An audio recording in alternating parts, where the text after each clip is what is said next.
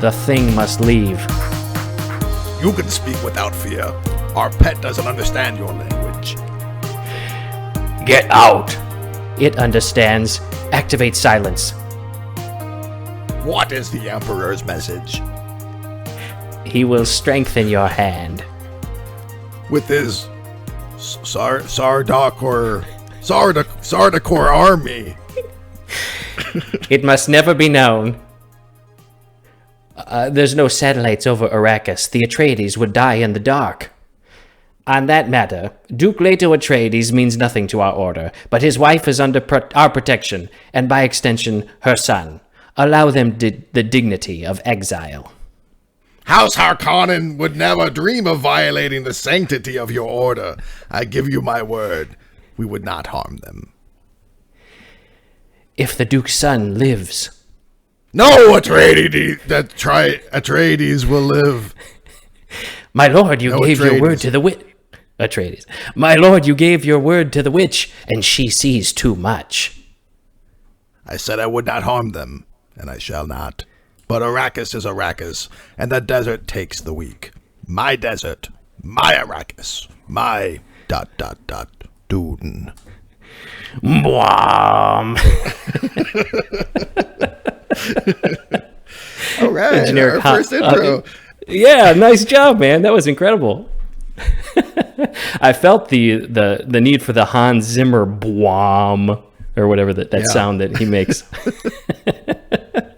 I had a dishwasher that was breaking down, and it sounded like a Hans Zimmer film score. Every time I did the dishes, it was like bwam. That sounds terrible to me. I already get terrified every time I hear my dishwasher going from the other room anyways, because I always start it and then forget that I've started it. Then I get spooked later on. So I don't need any Hans Zimmer images thrown out as well. I like picturing you at home alone at night, like pulling the blankets up to your eyeballs as you're scared of something in the kitchen. It's happened. That's totally happened. So who are we? What are we doing here? We are the Best Film Podcast with Chad and Travis. I'm Chad. This is Travis. Hello. And we are, what are we? We're the Best Film Podcast with Chad and Travis. And Travis, specifically, to really make that clear. We're a podcast where we talk about what we think is the best film of each year. He'll pick one, then I'll pick one, and then we'll also kind of talk about some other movies as well. I don't know, best genre films of the year, best franchise, best movie out of the franchise, best movie out of genre, maybe a director's filmography. Yeah, we're still playing with the format a little bit, but we'll talk about what we think are the best films of each year, and sometimes maybe even the worst film of the year. We might talk about this. This is true. Yeah, we don't know a lot, but we do know that we are the best film podcast, the best film podcast with Chad and Travis. With Chad and Travis, this is correct. We both, at least I believe we do.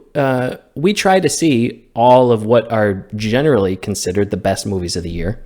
At least that's kind of a goal of mine. Yeah, we're cinephiles. We're film nerds. We're cinephiles. We do it. Yeah, we feel the urge that we're compelled to watch all the major motion pictures. Well, yeah, we are. Well, we used to work at Blockbuster together, Blockbuster Video. It's true. I have to explain this to my kids, Blockbuster Video. And they said, are you talking about back in the 20th century? Oh, the 1900s? Yeah, back in the 1900s, our family would gather together. There were these things called VHS tapes. And we go to a store filled with VHS tapes, and we'd pick out a tape. And it smelled of like candy. It smelled of candy and plastic and popcorn and body odor. Weird, very special collection of scents. Really nostalgic scents. Yeah, it's that. What were the things that were? The tapes were in the case, and there's a word for the case. A clamshell? Was it? No. Oh, amaret. An amaret. Yeah. The potent odor of amaret fills your nostrils. That sounds like a sea creature. The amaret. Yeah. Godzilla versus amaret. I got attacked by an amaret. Did you pee on it? You're supposed to pee on that. I did. Nothing happened. Did we had kids pee? No, we had kids throw up in the store. Oh, I don't we remember had anybody. adults throw up in the store. I mean, did we? that Oh, time yeah, that that's right. One of our coworkers puked into a trash can just at the scent of another human being because she walked up and she smelled so bad he had to throw up. He apologized later. He's like, "Oh, sorry, I had lots of scrambled eggs that morning." I'm like, "Dude, that's just I don't want to hear." Me, yeah, your explanation made it so much worse. This episode, we're looking at the year 2021, the far off distant year 2021. Yeah, we got to start at the most recent, right? We start at the beginning or the end. We start at 2021. Yeah. There's a few movies that are yet to come out in 2021. Yeah. So obviously we haven't seen them all yet, but maybe we'll go over. What do you want? A next episode or something? Maybe we'll go over some of the movies we haven't seen that people are talking about. I mean, we can go ahead and mention it now. I'm fine with that. I mean, like, for instance, I think I'm going to like Nightmare Alley when it comes out. I think I'm excited for Licorice Pizza, but I have not seen them yet. So now that we're starting the podcast, we'll just act as if those movies don't exist at this point. Anyway. That's true. Yeah, they don't exist. Although I can't wait to see Nightmare Alley specifically. That's Guillermo del Toro, right? Yeah, I'm stoked for that one. Looks like not enough movies dealing with like that spooky turn of the century, like spiritualism and all that stuff. When people were really into that kind of thing, and I'm on board. I'm ready for it. I'm very much on board. I'm a huge Guillermo del Toro fan. I think are you? I love everything he does, almost, but I'm there. I see everything he does. No, I love him, and I mean, I love his work, and he seems like a really sweet man. All of his interviews and stuff, he just seems like such a nice guy. I want to have a picnic with him. I know you're right. Actually, now that you say that, yeah, I want to cuddle him. He's a very teddy bear. Yeah. Have you seen his house? Have you ever seen that they take tours of his house? He's got these incredible sculptures and rooms of the macabre and old Hollywood. Yeah, he's he's one of those classic film guys that loves film, so he's like a historian of film and a historian of other oddities, like a curator of these kinds of objects and things as well. Which he there was a flood and he lost a lot of that stuff, unfortunately. I think he was able to save much of it. Yeah, it is really sad. I'd like to cuddle up to him all the more now, knowing that. Maybe comfort him. He needs your affection. He needs your companionship. Definitely looking forward to Nightmare Alley, Licorice Pizza. These movies aren't out yet. Paul Thomas Anderson. Macbeth. No Way Home, the Coen. Oh yeah, Macbeth. Yeah, definitely. Coen brothers are doing a Macbeth. Yeah, I'll check that out. Have you heard about Belfast? I have not seen Belfast. I've not seen Kenneth Belfast. I think Kenneth Branagh is a good director. I hear that I'm just gonna come out and say it. I have a really fucking hard time with the Irish accent. I gave up on Peaky Blinders. I just can't handle it. I don't even know what's going on, and I hate reading subtitles. So I don't typically like to turn that on while I'm watching something. And so I'm a little worried about Belfast, is what I'm saying. You don't like? I hear you don't like the Irish. I am Irish, or American Irish, but I think that allows you to say that then. Yeah. I mean, I just have a really hard time understanding. I just can't understand what they're saying. I get it, man. A lot of the time. I get it. I get it. And I hear that Belfast has some thick Irish accents, and I heard that I was like, ooh. I'll have to watch the subtitles on for this one. That's not a theater watch for me. Well, we're looking obviously 2021. Best film of 21. So we had the little caveats. These movies have not yet come out, although it's the end of 2021. They always do this. They always shove these movies down, get them in at the nick of time. But I've picked what I consider the best movie of 2021. You've picked what you consider the best movie of 2021. We're going to look at my pick first. Chad, yep. This is Chad talking. Hi, but first, I wanted to take us down memory lane. What's going on in 2021? What happened? Do you remember, Travis? You remember 2021? Far back. I know, it's hard to think. Memory. 2021 was a wild year. We all know this. It was kind of a holdover from 2020. COVID is still going strong. Everybody knows this. The world still is trying to figure out what to do. Like all these variants coming out now. But 2021, America got a new president. The Capitol was stormed. There was a conviction on the murder of George Floyd. I can't remember the last. Is it Chauvin? Derek. What's that guy's name? Chauvin, I think. Chauvin. Yeah, Chauvin. We landed a Perseverance drone on Mars. The Suez Canal got blocked and like stopped the world for weeks. Memes aplenty. Lots of memes. America withdrew from Afghanistan after a very long time. The Olympics happened this year after a postponement from last year. Billionaires were launching themselves into outer space. It was crazy. And people went back to work. People's kids went back to school. Yeah. Was it safe to do so? I don't know, but we were done with the whole at-home thing, so we, started moving back into normal life. People got vaccinated, and people started going to the movies. Yeah, that's true. Yeah, it was a tough time for the movies. Here in Ukraine, I live in Ukraine, in Kiev, Ukraine. Travis, you're in Michigan. Michigan, United States.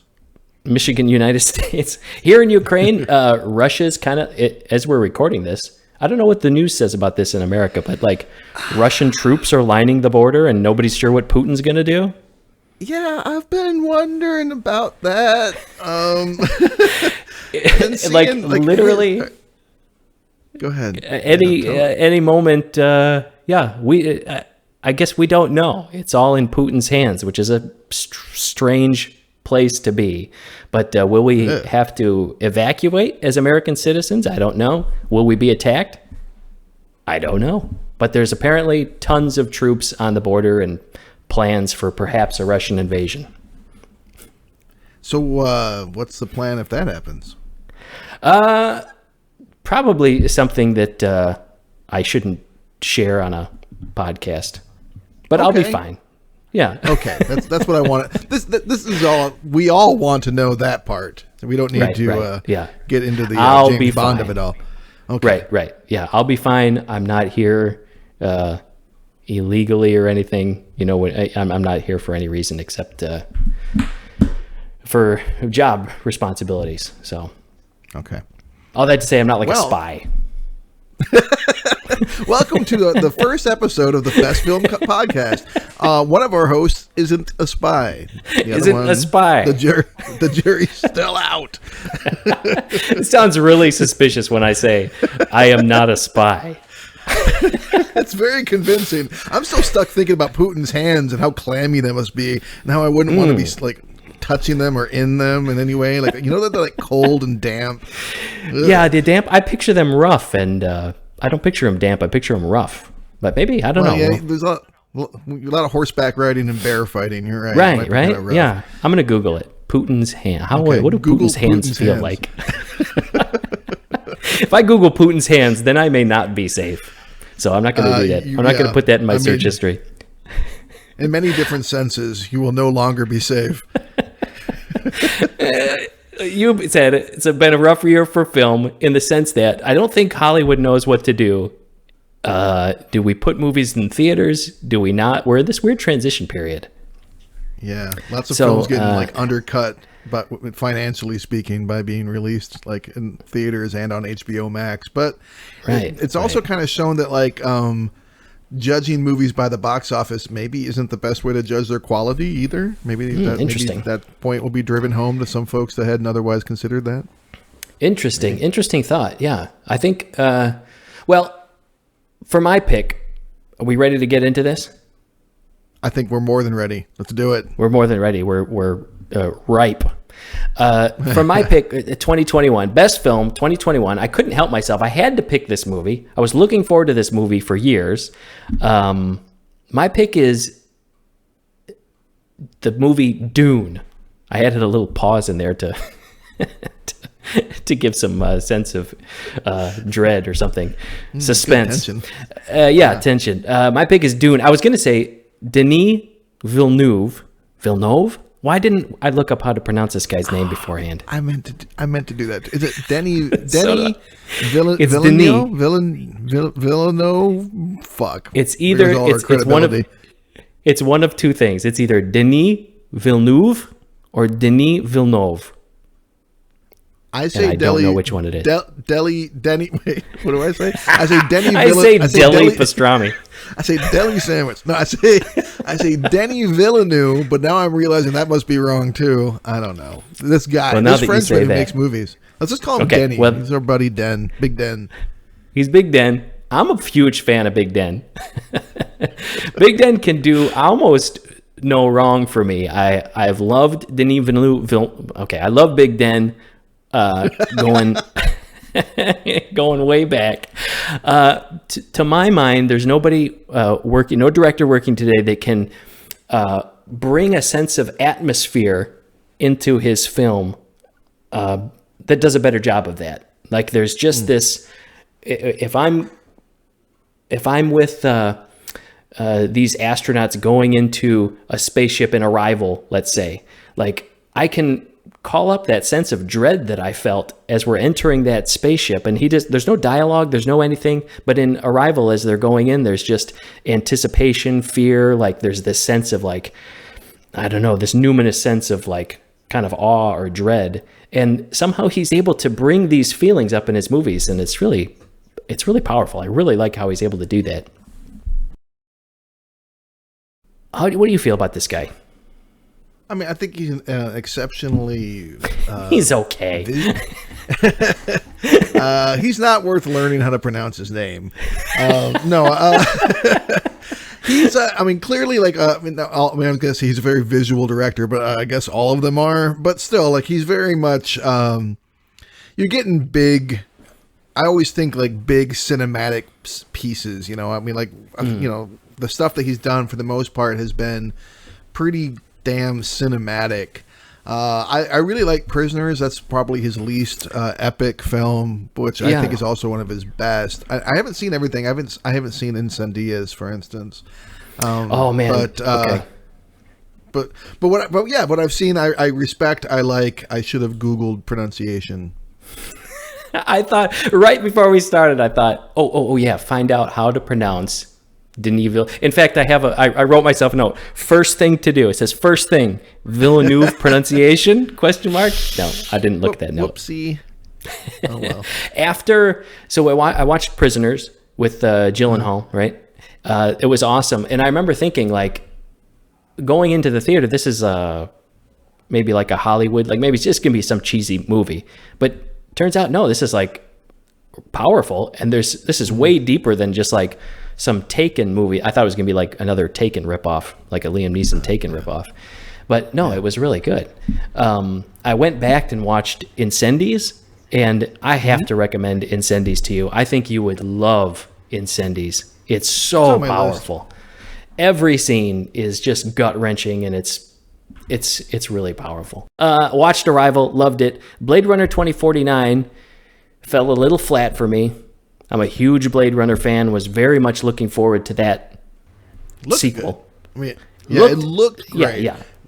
I felt the same, like a little underwhelmed with the story, and just making a movie long doesn't make it epic, you know? Yes. Thank you. Yeah. Fell flat for me. And then they're saying, hey, this guy's going to direct Dune. Now, my ears perk up when I hear this, because Dune is one of my favorite books. I love Dune. I've read all the Frank Herbert, the guy who wrote Dune. I've read off all his books. He wrote 6 Dune books, and then his son started writing a bunch of books. So there's like 20 more Dune books. I haven't read those, but it's a lot of Dune. Yeah, it's miserable. It's a lot of Dune. But the first book, and even as the Dune series goes on, like the original 6, they get kind of worse and worse, in my opinion. But the first book is a masterpiece. I love it. I've been waiting for this movie for a while. When I heard he's directing, I thought, oh my gosh, this has a chance to be a masterpiece. But then when I saw Blade Runner 2049, I thought, okay, well, we could be in big trouble here. And then I saw it in theaters as soon as I could, and absolutely immediately fell in love with it. I thought it was a great adaptation to the book. Felt that it did the source material very well. And that's hard for me to say because it's very little it's very rare that a movie actually does that.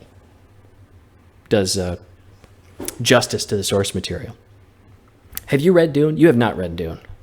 I have not read Dune, and in the spirit of full disclosure, as we get into doing this podcast, this is our first episode, I hereby pledge that whenever possible, I will watch the movie like a day or so before the same day that we record. Couldn't do that with Dune. I saw it when it was on HBO Max, but I'm not paying $25 to like purchase it at this point in my life, which is like the only way you can really get it right now. So I've done like a lot of prepping of like watching other people's wrap-ups of Dune and like like other people's summaries and stuff. So in doing that, I'm like, oh, that's what was going on, because I had a whole lot explained to me that I think had I read the book, I would have. So another thing, real quick, that you and I talked about, Chad. Like, we really want this podcast to be a celebration of film, and like neither one of us wants to get up here and have to like defend a film that we really love. And I certainly liked Dune quite as much. I did not have the level of like awe that you and a lot of other people whose opinions I really respect felt. And I think a lot of that's because I was lost for a lot of the film. And having not had that book background, and I saw the Lynch version, but I mean, a couple times as a kid, I didn't have it like imprinted in my head as far as, you know what I mean? Like it wasn't one that I went back to over and over. yeah. There's a reason why. I think twice is enough. I hate the David Lynch Dune. I hate it. I like one Lynch film, and it's The Straight Story, so that tells you everything about how I feel about David Lynch. Now, I love David Lynch. He's actually one of my favorite directors. Maybe that's why I hate Dune all the more. I almost can't explain it. Except I also don't like The Straight Story. Oh well. I like The Police. Does that count? I like the police with Sting, and Sting played one of the actors in. Okay, I followed you. I got you. That's where I was going with that. All this is a long way of saying no. I've not read Dune. I think this will be interesting because as I was watching the movie, I'm wondering. I wonder how people who have not watched or read the book or are familiar with it would feel about this. So maybe as we go through, we'll touch on a couple places. Yeah, that I thought were really powerful, but turns out, no, nobody actually cares about that, unless you've read the book. No, lots of people. I mean, I think that there's lots of people that love it that have not read the book. So I do think it connects with people that haven't read the book. I just think that it's going to mean more to you if you have like the context, if you understand the meaning behind some of this stuff that happens. Well, isn't that the give and take, or the it could go either way with film adaptations for books that you love. The experience is a great one and make it even greater because you've read the book, or it makes you more miserable because you've read the book. Yeah, usually that's the case, honestly. Right. Right. Well, Gunslinger. When did the Gunslinger come out? Was that this year? Oh God, please. No. That was I think that was 2019. We won't bring up Gunslinger. Anticipation. Oh God. We've been talking about Gunslinger since we worked at Blockbuster. Since before Blockbuster, that. When we were in high school together. Yeah, whatever. This is not the time for that. Maybe. When we get to that year, maybe we'll do worst movie of the year. But this is one of those rare instances where they do a great job with the book. Like Lord of the Rings, I think, did a great job with the book. Jurassic Park. It's rare that you actually do a good job with the book, I think. Can you think? Do you have any examples of a great Fight Club? The only movie Fight Club. I can think of that's better. Dolores Claiborne is actually better than the book, which I like. Really, book. I love Dolores Claiborne. The movie. I've not seen. Never saw the movie. Oh, it's really good. I have to check it out. Those are the first Jaws, two that come to I mind guess, that are actually better than the book, but it's pretty rare. Right. It is rare. Okay, so here we are with Dune. We've got the David Lynch Dune that came out in 1984. It's a train wreck. I cannot stand it. And I know I'm sorry if people are listening and they like the movie because it has some kind of cult following. Listen, I love Dune, I love David Lynch, but good gracious, I hate that movie. And then there's they did a Sci-Fi Channel version of it, and it's actually better than the Lynch version. Everything's better than the Lynch version, but it's Sci-Fi Channel. You know what I mean? Yeah. It's like, well, Sci-Fi Channel, like in the 90s, wasn't it? Or like early 2000s? It's like, yeah, I think early 2000s, yeah, late 90s sci-fi. So it's not good at all. But this now, the Dune 2021 with Denis Villeneuve, Big Dan. Yeah, Big Dan. Big Daddy Denny is great. And I think it's because Villeneuve is able to set this atmosphere. Part of the difficult thing, I think, in adapting this particular book is what makes the book so great. What I think people really like about the book is the inner tensions between all these like houses, like big powerful houses. Think Game of Thrones, like that kind of stuff. It's like obviously before Game of Thrones, but also these inner tensions with the characters. Because this person says this, you get a lot of, oh, they said this, I'm going to have to say the exact right sentence so they don't think this. And then, you know what I mean? And these inner monologues that happen throughout the book that just do not translate at all on film. Like David Lynch's, you watch it and every character has a voiceover. Like they say a sentence and then their voiceover whispers like, I hope that they aren't mad. Like it's horrible. You hear Kyle MacLachlan's whispering voice through half of the movie. No one wants that. Rambling thoughts. Nobody wants to hear Kyle MacLachlan whisper into their ear. Wait, Kyle MacLachlan? Yeah, Kyle MacLachlan. Yeah, Kyle MacLachlan. Having not read the books and watching the movie to me, like, and having like a history background, like to me is all like, oh, this is very much like what has happened numerous times in numerous places throughout the world, where there's some greater empire and then like these aristocratic noble families beneath it that are kind of being shuffled around and like jumping through hoops, and there's all this colonization and imperialism going on. So that, I'm like, oh, this is a fun way to look at a really exciting and fun, another fun subject. Like resource usurpation. Oh, great. It's a fun way to look at oppression and genocide. Yeah. But that's one of the great things about sci-fi is it gives people, they'll look at and think about things in different ways that are horrific that they don't want to look at or think about ordinarily.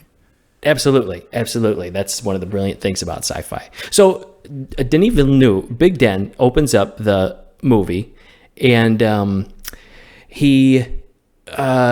again, is creating this atmosphere, but he starts it off by setting up the tension between the houses. We've got the Atreides house, and they're taking over the planet Arrakis from the Harkonnens.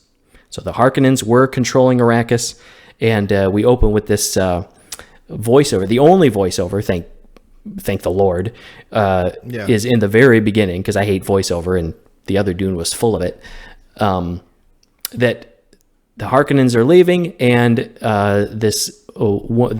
one of the locals, the Fremen that live on this planet, say, "I wonder who our new oppressors will be."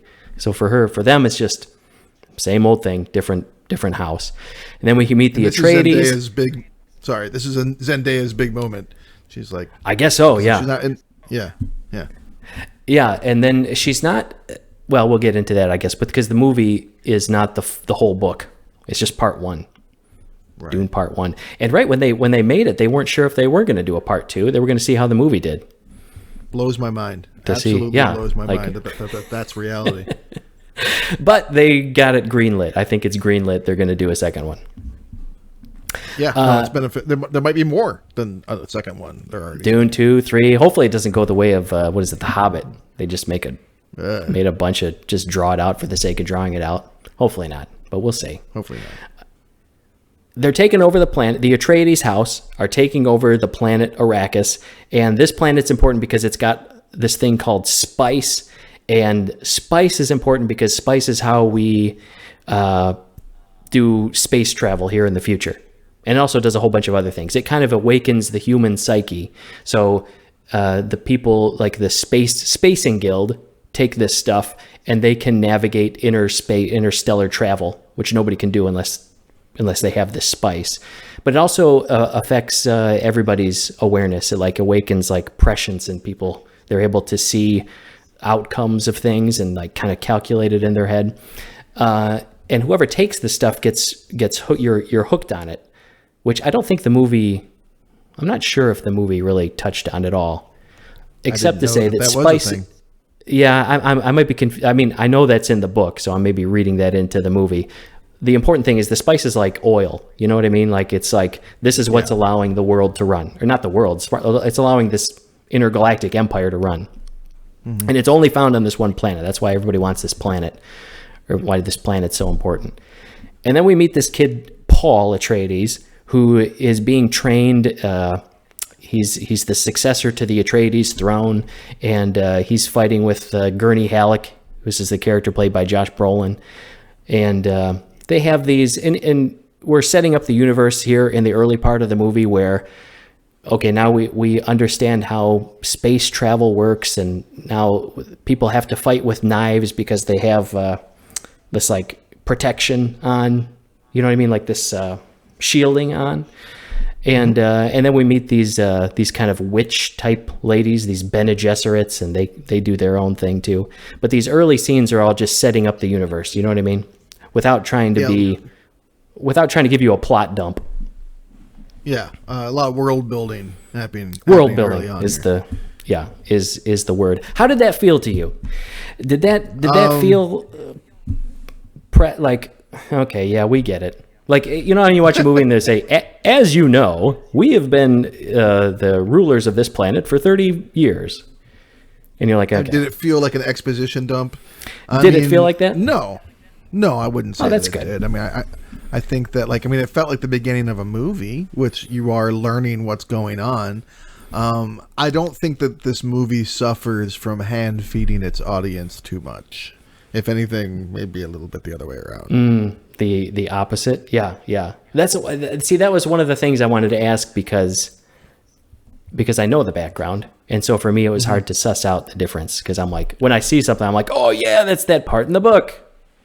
No, actually, like, these are those guys. Again, so I mean, I had a bit of a background knowledge from seeing the Lynch version when I was a kid, but like immediately in the opening, I was like, oh, this stuff became clear to me that was not like, that I didn't really understand as a kid. I'm like, oh, these are like, they're competing houses. There's still like this other emperor dude. It was I thought it was handled pretty well, and that, I mean, it doesn't hurt that you're getting the great Zimmer score and some fantastic visuals and production design and all that kind of stuff, and costume design. So you're getting kind of an onslaught right from the start, and it doesn't come across like you're just getting a bunch of information thrown at you. You're learning what you're walking into. Right. And learning this stuff, like the universe, the world building, is another big reason why I love Dune. Like the reason why it's one of my favorite books is I just like that. I like this idea. Well, for example, like the shields, like they're fighting, they have to fight with knives. There's no lasers.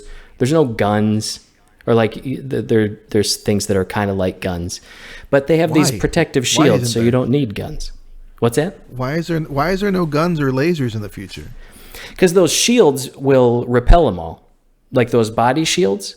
So you have to kill someone, like in a war, you have to bring a knife up kind of slowly into the shield, so it will allow it. It's got to be the right speed to just allow it to pass through the shield to actually get you. That's cool. This is where they're at with their arms race, is that they've actually transcended projectiles. That's interesting. Right, which is cool. I like that kind of stuff. Yeah, that is cool. And this is one of the big things the reasons I like Dune, or the universe of Dune, is something I don't think they talked about in the movie, but it's there. They just don't talk about why. But in the book, like thousands of years ago, like 10,000 years ago or something crazy, there was a they call it the Balerian Jihad. I'm nerding out a little bit. Excuse me. Okay. But like a long time ago, humanity revolted against thinking machines. So there's no computers. I'm sorry. And they call it the jihad? They called it, yeah, this is, the book was written. The book was written, in fact, what is it, in the 60s or something like that? When Islam didn't exist yet? Or back before anybody knew about Islam. I'm not making an excuse. Before the whites had heard about Islam. I see. Okay. In fact, the book Dune, I mean, it gets like jihad is all over the book Dune. Like that's one of the things. Well, we'll get into it as we go on, okay. But well, maybe. Well, anyway, so a long time ago, humanity rebelled against computers. So you're not allowed to build computers or have any machine that thinks for itself. And so now instead of like robots in the Dune universe or like computers, you have just humanity has to expand themselves. So you have humans that have to be the new computers. So you got that guy that like puts his eyeballs up into his head and he does a calculation. Oh, I guess so. Again, like this was not made abundantly clear. I don't think. I think it's really cool, and it helps make sense because like you kind of got to get around that computer leap when it comes to like evolution. No, that's really cool. I mean, you get the sense that like computers aren't part of their world, but you don't know why. But that, again, like that, having that background does kind of give you more appreciation for what you're seeing. It's fun, and I know you can't put everything in the movie, but that is one thing that I wish they would have done more of, is just fill out that world a little bit, because that's why I love Dune. I mean, it's one of the big reasons why I love Dune is it's a sci-fi book, but it's not. There's no lasers, there's no computers, there's no robots. It's all humanity and expanding your conscience and becoming what can humanity become. It's very interesting. There's more coming. It might get fleshed out more in the future. That's films. True. That's true. And everything that's as people ask the Big Den about it. Mm-hmm. He always says, "Well, there's another movie coming out," which, okay, I guess so. We meet this Bene Gesserit lady, the one of the Reverend Mothers, and she has Paul Atreides put his hand in a box. This is we're still kind of learning the world. And then we find out that this order of women, the Bene Gesserits, have been working kind of behind the scenes and in the politics. Am I nerding out too much? No, every time I hear the word, my head goes, Bene Gesserits. So like every single time I've heard that, like in the past, I just can't. So I was trying not. I'm sorry. I was really. Bene Gesserits. That's perfect. Every time Unfortunately, I just hear it over and over again. I'm a little bit sad that you just said that, because now that's exactly what I'm going to think too. Every time I hear it. I'm so sorry. I ruined it for everybody. So I was walking around my house this morning singing it, and the Bene Gesserits, I'm sorry. So these ladies, these Elton John ladies, have been working behind the scenes to kind of mixing bloodlines. It's a little bit unclear in the movie, but they're pulling the strings behind the political, these families, and they're working through. Yeah, that's right. Exactly right. They're wanting to create some kind of super being who they call the Kwisatz Haderach. Again, I'm nerding out. Oof. Wow. And this Kwisatz Haderach is going to have it's kind of unclear. It's unclear. Say it with me. Kwisatz Haderach. Queasy Hot Rock. That's close. You sound like me as I'm learning Russian. That's exactly how I sound. I'm like, what? This super being is going to be able to do something that's a little bit unclear, but they'll be able to put humanity on a different path. So that's kind of all we know. And so we're now this lady Jessica, who's Paul's mother, was a Bene Gesserit, or is a Bene Gesserit, and she's a part of this breeding line, and she gave birth to a boy when she wasn't supposed to. She was supposed to give birth to a girl, because then that girl, they had plans for her, but instead she gives birth to this. Well, she's a Bene Gesserit. She can pick which sex she gives birth to. She's just that advanced. They have these techniques where she can tracks a muscle or a nerve or something and picks the right chromosome out. She chose to have a boy. Right. Okay. And it kind of messed things up for the Bene Gesserits. So this lady, this Reverend Mother, comes in and wants to test it and see what's going on with this kid. We hear he's having dreams. That's what this Kwisatz Haderach is supposed to be. maybe is it possible that this kid is the Kwisatz Haderach, even though he's not supposed to come yet? We're still a couple generations out. So that's where he's sticking his hand in the box and testing it in the Gam Jabbar. All this, again, by way of backdrop. Then we go to Arrakis. The Atreides leave their planet Caladan. They go to Arrakis, and they start getting set up there. We see the situation. We meet Duncan, Idaho, which is maybe the dumbest sci-fi name of all time. It's pretty bad. I wasn't going to say Duncan, Idaho. He's a beloved character. But Momoa comes in and kills it. He does great. Did you think so? I was a little bit. He was I wasn't sold on. I guess that's not who I pictured in the book. That's a bad excuse, but I don't know. He did okay. Well, he's very action hero-y. That's true. Which I guess Josh Brolin is too, but like in a less obvious way. So if you were expecting someone less obvious, less hero, but as far as being like, hey, Timothy Chalamet, you're like a dweeby little fella, and I'll be like the hulky dude that looks out for you. It felt right. Yeah. We meet Duncan. Duncan's gone to the planet before to find it, kind of suss out what's going on with the native population, the Fremen.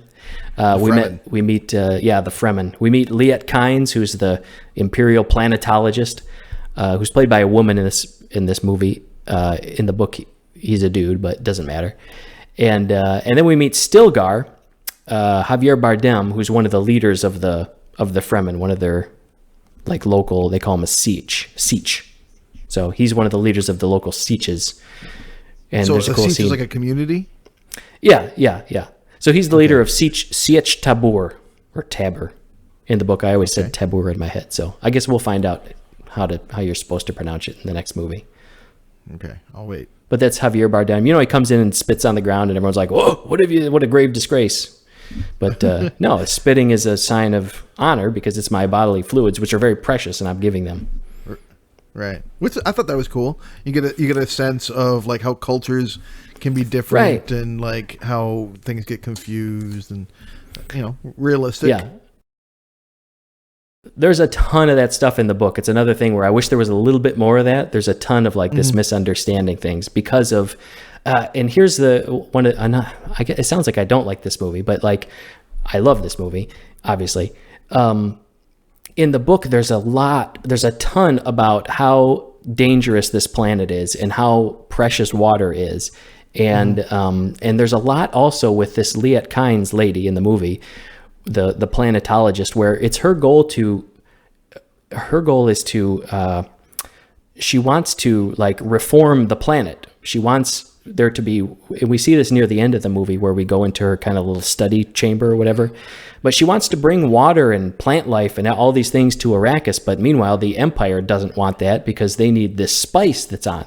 So but the locals like are forced to live in this desert, like just torture chamber just because we need this spice that's here. But meanwhile, they want to change the atmosphere and make it a livable place. But there's a whole ton in the book about how just unbearable the world is to live in, and how challenging it is to live there.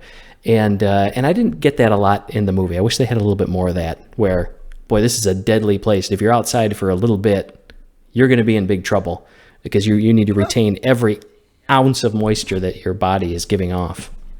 I thought they did an okay job expressing that for someone who hadn't read the book. I mean, they have these really spacey high tech suits. They're like part of their basic culture that they all live in these suits all the time in order to survive it all. I thought they made that pretty clear. You can't walk around or else those, the sandworms will get you. You get a sense that there's like a lot of I feel like they do okay there. I mean, you have a deeper understanding of it as a reader of the books, but I thought they did okay with that. It's good. That's good.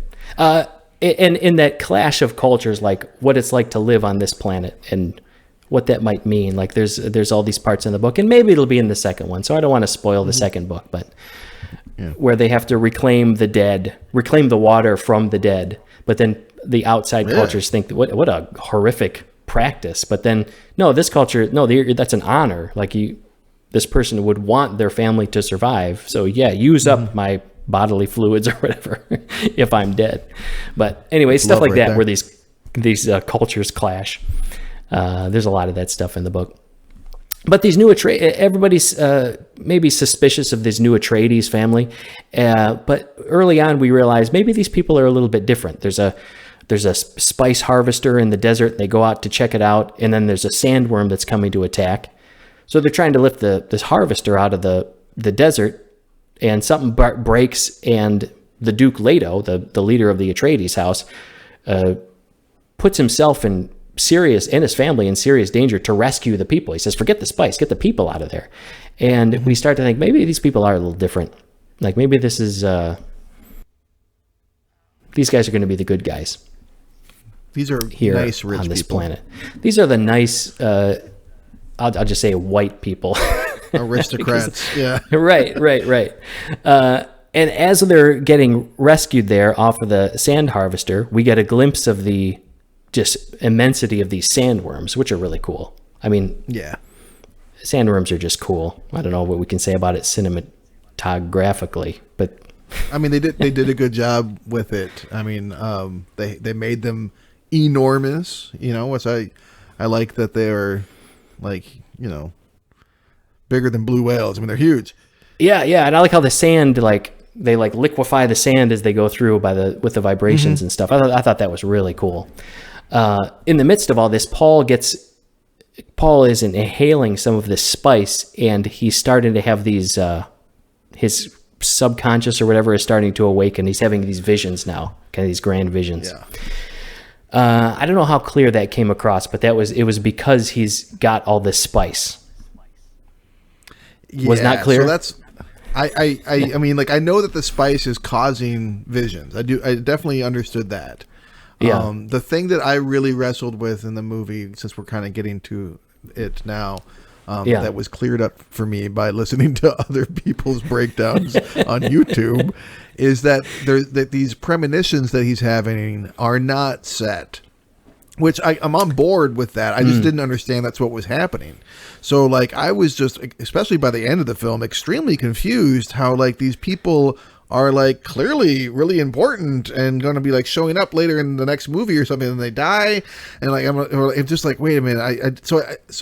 I wasn't entirely sure that they were premonitions, but I mean, I thought at any rate, this is where I got confused. I think that they could have done a better job of making it clear that these premonitions were not set in stone, because my thinking was he's seeing the future.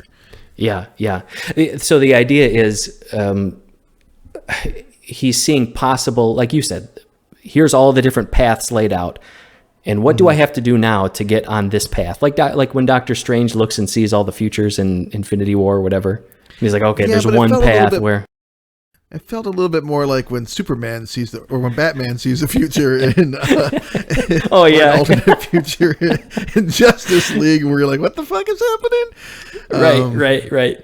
Yeah, you know what? Maybe they were trying to go for something different in the movie, because at the beginning of the movie, the movie opens with the phrase, dreams are messages from the deep, in a weird throat chant. And that phrase is not in the book.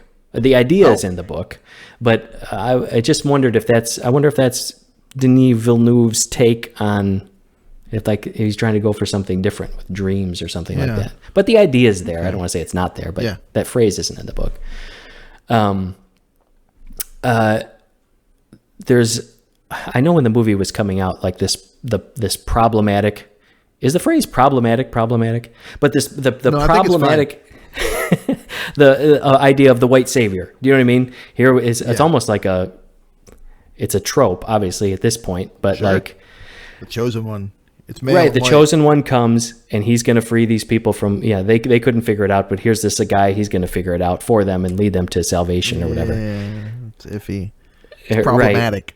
Right. It's problematic. The thing with the Dune books, though, and I think this is where he's going, is one of the big messages of Dune, the book, and I think the movie, if we'll see in the next film, is that the danger of having an outside savior come in and have people follow them.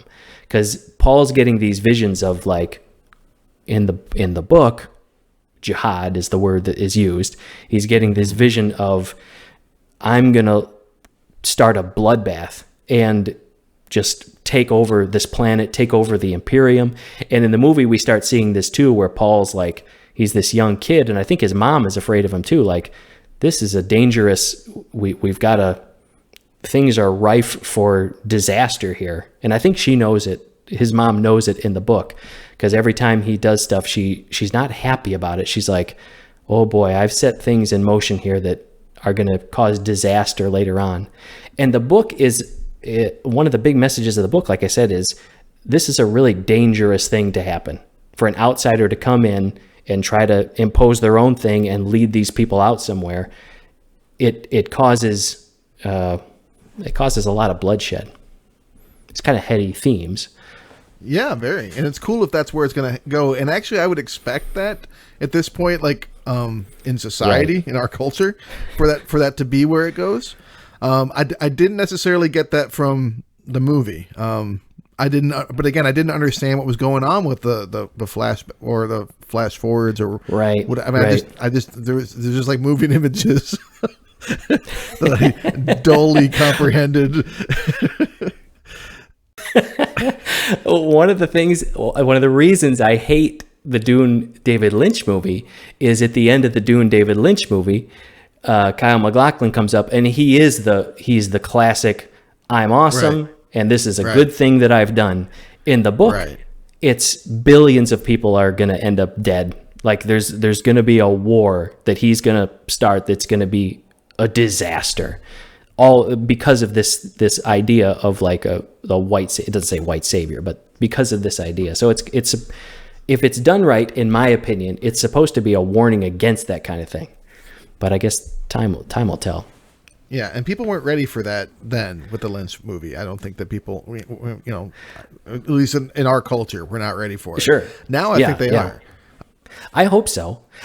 If I'm understanding Frank Herbert right, the author of the book, mm-hmm, he was doing that stuff in the 60s. Oh, another thing this book did was it invented the idea of like, in fact, as I was looking into it, I don't want to speak out of turn, but I think he popularized the term ecology. Like it wasn't popular before Frank Herbert. Well, popular. He didn't come up with it, but he popularized it. Right. But that was a big passion of his, is like ecology and look at planetary science as a whole and what can we do to change the atmosphere and things of the planet. But it was a big passion of his, and I mean maybe the guy's ahead of his time. I don't know, but sounds like it. Almost right away here, we've got the Atreides are attacked, so they get set up, and no sooner they're not even like they don't have their bags unpacked, and then the Harkonnens, the people who did live on this planet, come back and take it over from them.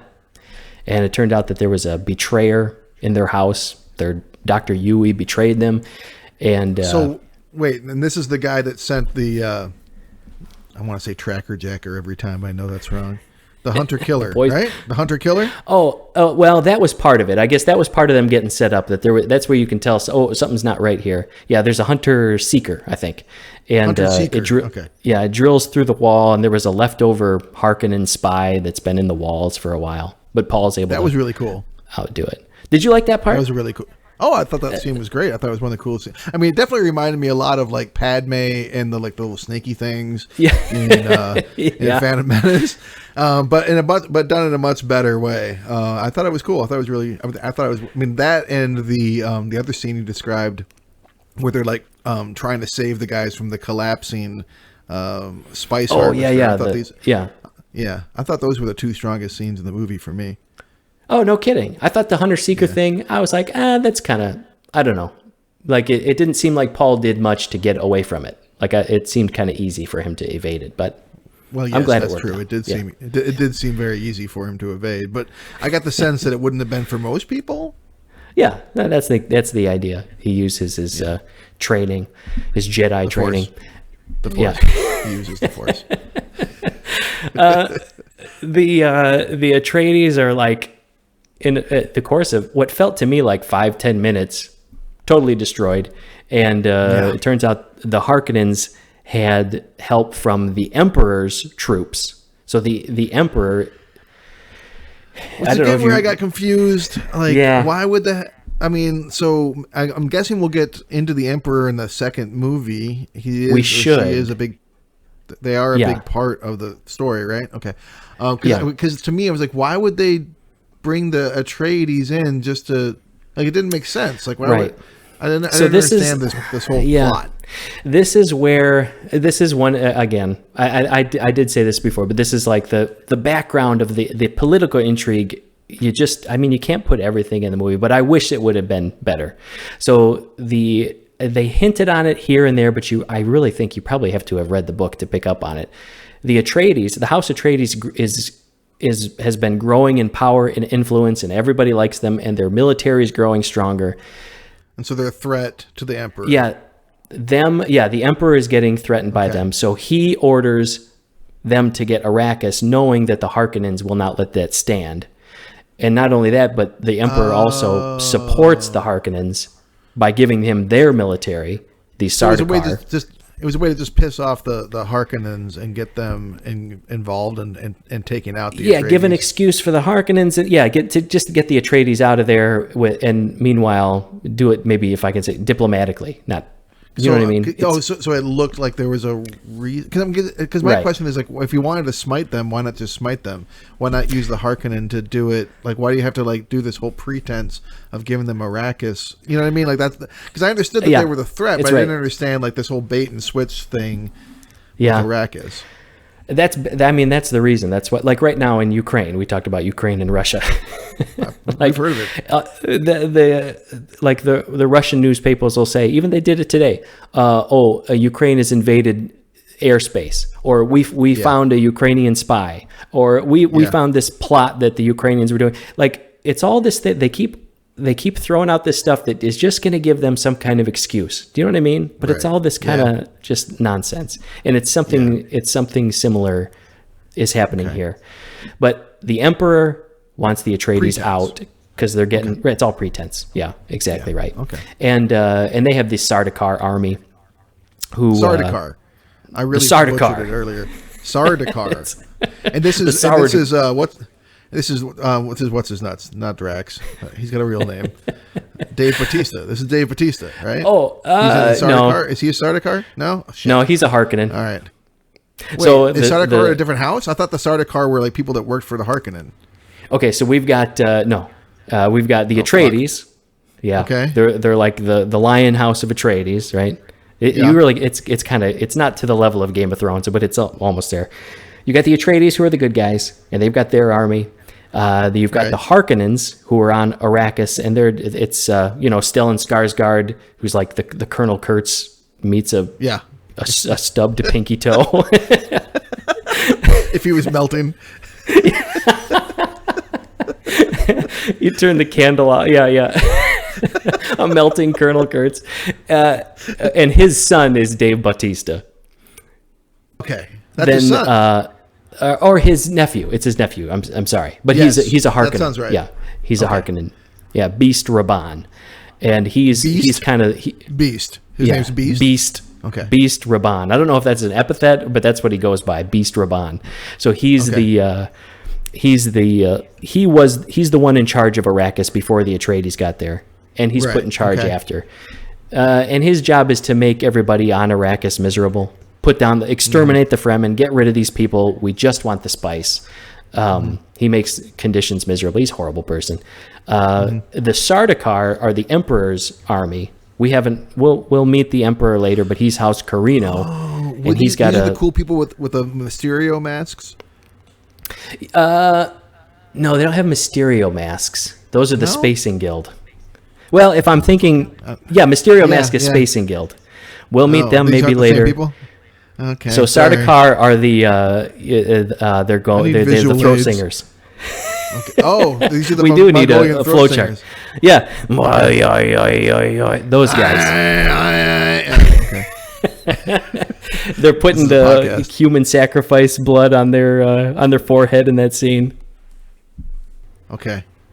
Yeah, that's those guys, and they're from they're from Seleucus Secundus, And in the movie they don't say this, but the atmosphere is also miserable on this planet, so that's why the Emperor's troops are really strong. Anyway, that part doesn't matter. Is rainy? Is that the rainy place? Yes. Or was that...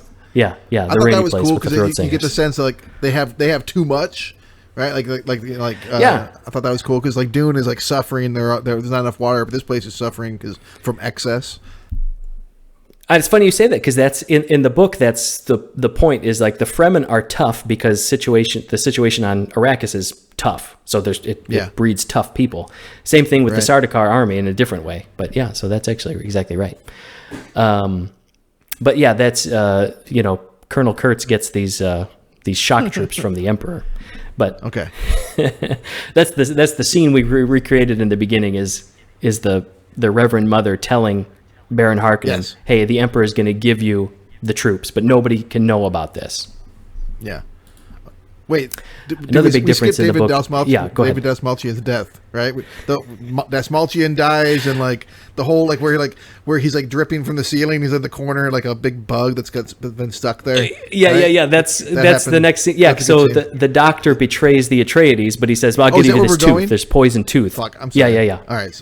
No, it's all good. So the next scene, he has this poison tooth, and he crunches it and spits out the gas, and that's when David Dastmalchian dies. Okay, so this is all so like Atreides gets conquered, Leto gets brought into Baron Harkonnen, his labyrinth or like his lair. I mean, whatever. And so Dr. Yu has revealed himself, and then okay, I'm sorry. It's all coming back to me so now, like the Cher song. Dr. Yui, he's betrayed the Atreides, but also he hates the Harkonnens. So he's hoping, what's up with his wife? With this tooth, you can get close enough. So this is a big mystery. The Harkonnens have captured his wife. That's how they got Dr. Yui to betray the House Atreides. In the book, there's all this intrigue, like, we know there's a spy, but we don't know who it is. And it takes up like a quarter of the book, or a tenth at least. Huh. People trying to figure out who is the frickin' spy. And the Harkonnens are, giving false information. And everybody thinks it's actually Lady Jessica, Paul's mom. So like a huge part of the book is cut out, which is understandable. You can't put everything in there. But, somebody thinks it's her and yada, yada, yada. But it can't be this doctor because the doctor's been imperially trained to not be the bad guy or something. I don't know. But anyway, it turns out he is because Harkonnen took his wife. Now, we don't exactly know where his wife is or what happened to her, but in the beginning of that scene that we recreated magnificently, I think we did a great job. Oscar-worthy. Of the podcast. It is Oscar-worthy at least. There's that weird spider with human hands. Yeah. Remember that spider? How could I forget? Some people think that is what Baron Harkonnen did to Dr. Yui's wife. Oh, that was his wife. In the book, yeah, he does. He's real gross in the books, and that would not be that. Yeah, he's grosser in a weirdly. He's like a pedophile. Oh, he likes little boys. Oh, and they're very. Okay, well, I'm glad they left that out. They're real. It's real gross. Yeah, I'm very happy they did that, but we don't know what happened to his wife. I think maybe she got turned into that spider. Damn. All right. Yeah, it's pretty rough. Paul and Jessica escape. Paul and his mom escape into they're on the ship, and this is my favorite scene in the movie, where they're tied up, and they got Paul's mom's, Rebecca Ferguson, the actress, is tied up, and they have her mouth closed because she's a Bene Gesserit, and the Bene Gesserit have this special ability. They've honed their voice so they can control people with their voice. Mm-hmm. So these are dangerous women, and they are all women except for Paul. But in the movies and the books, the Bene Gesserit are always women. And then Paul is able to use his voice to get him to take the gag off of his mom, and then she starts commanding the ship, and that's my favorite scene in the movie. I love that scene when like it's real tense, and when she starts controlling people, it's like, holy cow, this woman is Like, these are dangerous people. That was really shown to me, that like how powerful these people are. I love that scene. Yeah, that is a pretty cool scene. And Rebecca Hall, or Ferguson. Rebecca Ferguson. I might be wrong. Yeah. I thought it was Rebecca Ferguson. No, it's Ferguson. She's been kind of coming up lately and doing a lot of stuff. And I thought that she, Ferguson. I thought she was real solid in this movie. Yeah, she was awesome, and I love that scene. So she just like as soon as they have her mouth open, she starts commanding everybody. Hey, kill him, and they get out of there. At least they crash land into the planet, and then they've got to survive on Arrakis, on Dune. They suit up in their suits, and they go out there. They got to watch out for sandworms. It's all very exciting. You see a sandworm come up, kind of not fully, but you see its face, big. I don't know what it looks like. How would you describe termite, it? Or like, it looks like it looks like one of those things that lived on your face. It's microscopic, kind of like, it does. Like when they're like, hey, here's what your, the water bear. Yeah, this is blown up at 400 times. The water. We always joke around. We watched that Neil deGrasse Tyson. It wasn't Cosmos. What did he do? Was it Cosmos? He redid something, but I don't know. I didn't watch anyway, he had a whole episode on the water bear or whatever. He always pronounces it. Whenever Neil deGrasse Tyson says water, he always says liquid water, and then he pronounces it liquid water. So that's water. Every time we say water in our house now, in our household, we always say liquid water. Can I have a glass of liquid water? Anyway, it does. Like steam, a glass of steam, please. Yeah. Well, you got to be precise, otherwise Neil deGrasse Tyson will tweet at you. They look like those Neil deGrasse Tyson water liquid bears. Water. Is that what they're called? Water bears? They have a more specific name. Yeah. Shoot. Okay, whatever. It doesn't matter. Paul's dad, who's played by Oscar Isaac. Yes. Who's in mentioned that. Who's in everything? It's worth mentioning. Yeah. He's got a great beard. I really like this guy. Oh yeah. He's got an epic beard.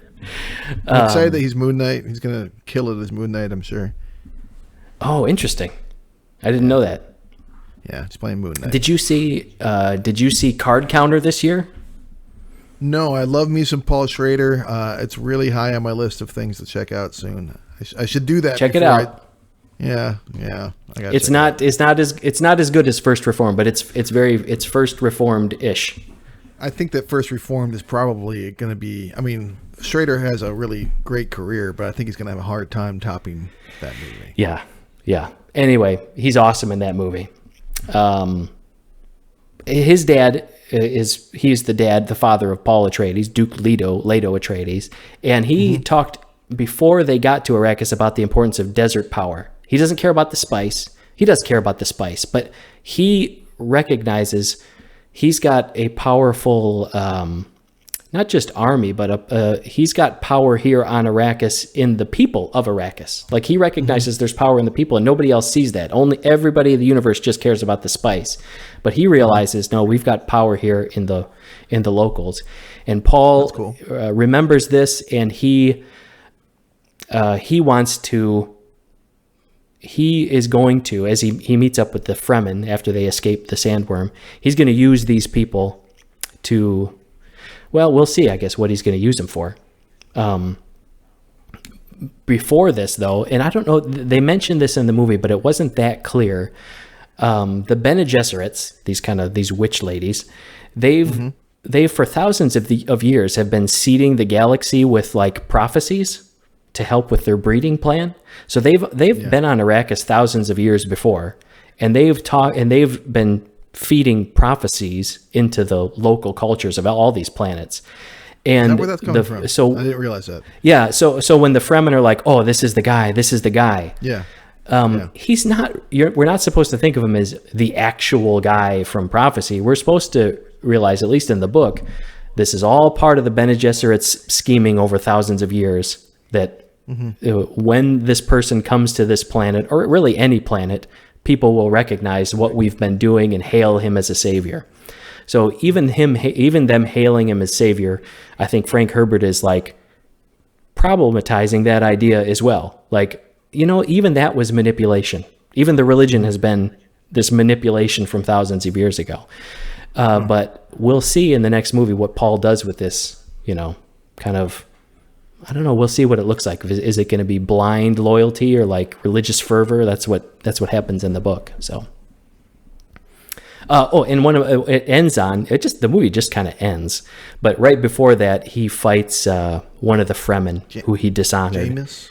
Jameis. Yeah, that's right, Jameis. And that's actually later in the book, but they put it right here. I think they wanted a climax of the movie, and I liked that scene too. I thought it was really good.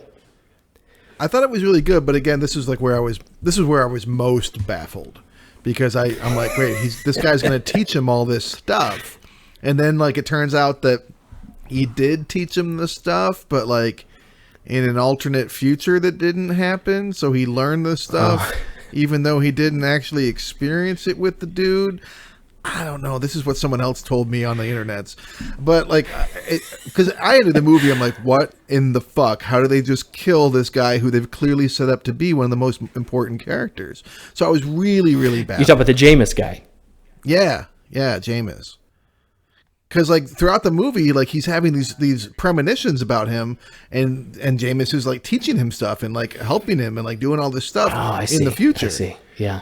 And then he kills Jameis. I'm like, well, that's not what was supposed to happen. And so I get it now. I'm like, okay, that's kind of cool that like, you know, that it hurts him. It hurts Paul that much more to kill this man because this is like supposed to be his friend. I do like that. Like once I understood that better, I liked it more. But as a completely ignorant viewer, I'm just like following the movie. Like, okay, so this guy's going to be important. They're going to become friends, and then he kills him. I'm like, wait, what? And then the movie ended. And I'm like, this is confusing. So I did really like the movie, but like this is in particular what I struggled with. Interesting. Yeah, I liked, I guess not, I didn't feel that was a worry or something that I was supposed to be wondering about. So yeah, that is interesting you say that, because that is what I wondered.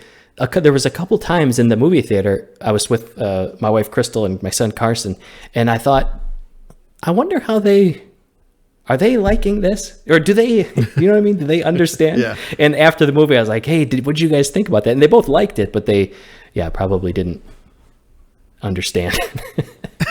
No, I don't want to sound like these lowly people didn't understand what I understand. No. But like what came across and what didn't come across. Right. So I think that this movie, the people that like it the most are probably people that go in with an understanding that I just didn't have. Right. I still thoroughly enjoyed the movie. I do think it's one of the year's best. I think that it's filled with incredible visuals and effects and acting and direction and all this great stuff.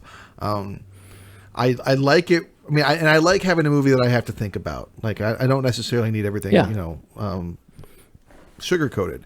But absolutely, but the misunderstandings I have I understand them better now, and I like it better now. But I also am like, that's not a movie shouldn't require like a second source for me to consult to be like, oh, that's what's happening. Yeah, right. You know, yeah. I get, and that's what it was hard for me to divorce the two. Like, well, you couldn't; it'd be impossible. But just made me like it all the more, I guess. But yeah, it just kind of ends, and it does kind of end awkwardly. But maybe we'll see how it goes in the next movie, or like how Lord of the Rings just kind of ended. I guess it did have a climax, but I remember walking out of the theater after the first Lord of the Rings movie, and the person right behind me, they said.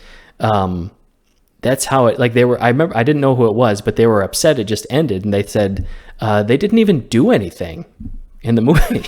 They just I remember they said they just walked a little bit and then the movie ended. Like, they didn't even go anywhere. I'm like, oh, is that how people think about it? Turns out a lot of people, everybody loves Lord of the Rings, but it drives me nuts that lots of people say that about all the movies, let alone the first one. That's just them walking. I'm like, what? No, there's so much more happening. They're walking and experiencing things. But yeah, no, a lot of people. I mean, I think that there's very few movies to compare this to, and Fellowship of the Ring is the most clear and obvious comparison, because it literally, like, you very much get the sense, and which is all the stranger that a sequel had not been greenlit yet. Right. But you very much get the sense that, like, okay, we've watched half of a story or a portion of a story, and there's a lot more to come, and it's going to be good. If you thought this was good, it's going to get even better, and I do think that it's going to get better. I mean, I thought that was great, and but like, yeah, I think it's got a lot of promise, because most of what it was doing was like almost all world building. Yeah, I agree, and I'm looking forward to it. I guess we'll see whenever it comes out, but a lot of the characters that you think might have died might not have. We may yet see. Yeah, there's a few that just kind of disappeared, and then I had something ruined for me from one of the other ones. So I was like, oh, it's a bummer. That's too bad. I stopped listening to that podcast. Well, we just talked about the first movie today. A little bit of the book background. Dune, my pick for the best film of 2021. And I think I'm a big sci-fi nut. I'm a big Villeneuve. I don't give the guy the the decency of learning his name, but I'm a big fan of Denis Villeneuve. That guy. And that's my pick for best film 2021.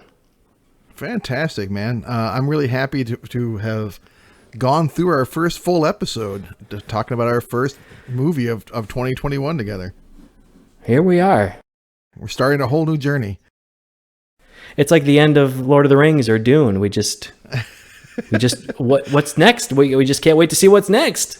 Well, what's next is what will be my pick for the best movie of 2021, which I have selected Michael Sarnowski's Pig, starring Nicolas Cage. So that will be the subject of our second episode, Pig. That movie called Pig. P-I-G, Pig. Pig, just Pig. Pig the film. I've seen Pig. I guess we'll wait till next week or next 2 weeks to see how I feel about Pig. You obviously love it. Yes. Can't wait to walk through that. I'm excited to talk about it with you. And that'll be our second episode. Hey, here's something interesting.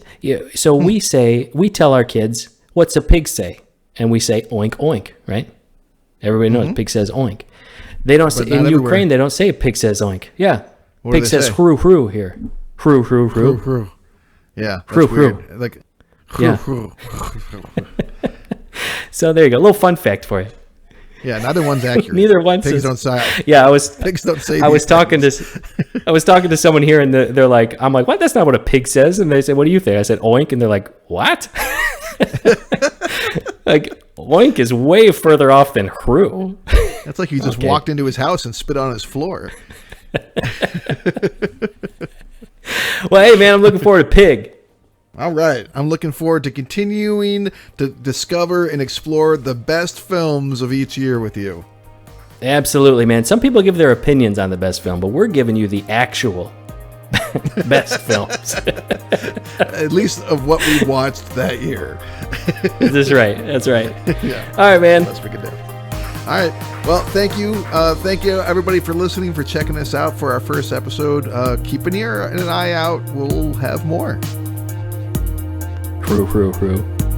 Hru, hru.